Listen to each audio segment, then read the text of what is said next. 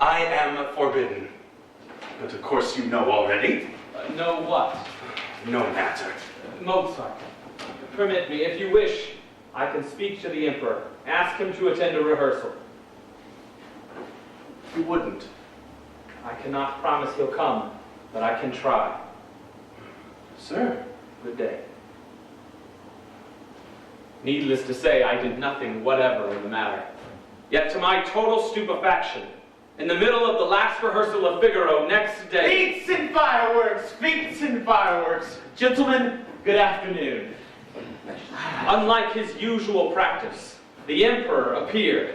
I can't wait for this, Mozart. I assure you, je provide la vie. Majesty, I am so grateful to you, I cannot express... Hush, say nothing. One thing seemed like coincidence.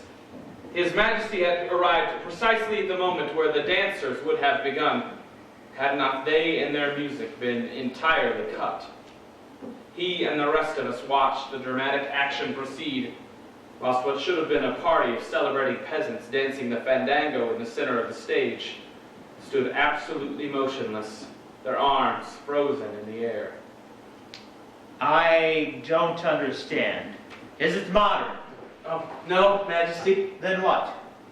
Oh, well, the Herr Director has removed a dance that was to occur at this point. Why was this done? It is your own edict. No ballet in your opera. This was not a ballet, sire. This was a dance at the wedding feast, entirely necessary for the story.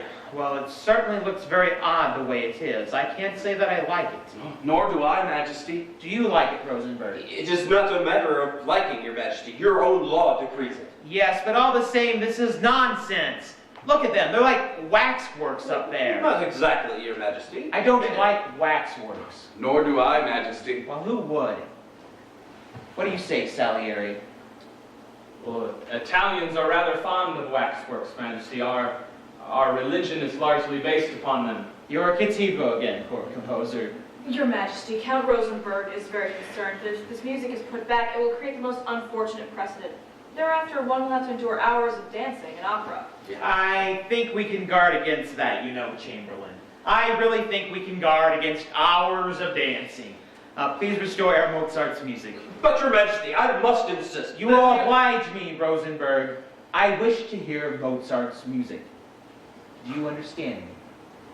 Yes, Majesty. Oh, God, thank you, Majesty. Thank you 1,000 times. Yes. A little less enthusiasm, please.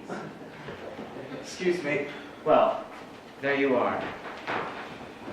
And so, despite all my efforts, Figaro was produced. I sat in my box May the 1st, 1786, and watched it happen.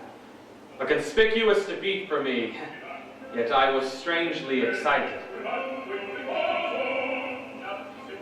My march, my poor march of welcome, changed by him to enchant the world forever. Almost in your style, that last bit, but more vulgar, far more obvious than you would ever be. Exactly. Trembling, I heard the second act, the restored third act, the astounding fourth. What shall I say to you who will one day hear this last act for yourselves? You will.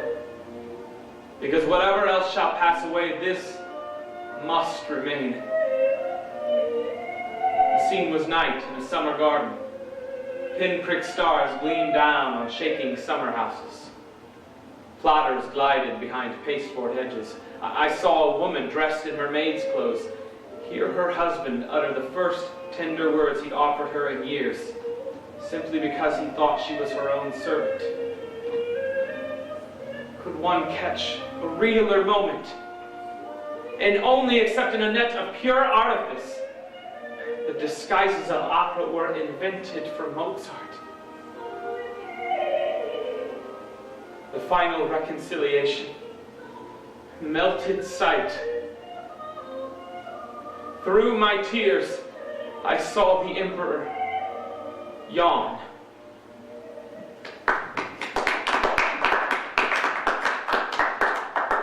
Most ingenious Mozart. You're coming along nicely. I do think that in the future we should omit encores. It really makes things far too long. Make a note, Rosenberg. Majesty. Well, gentlemen, good night. Strack, attend me.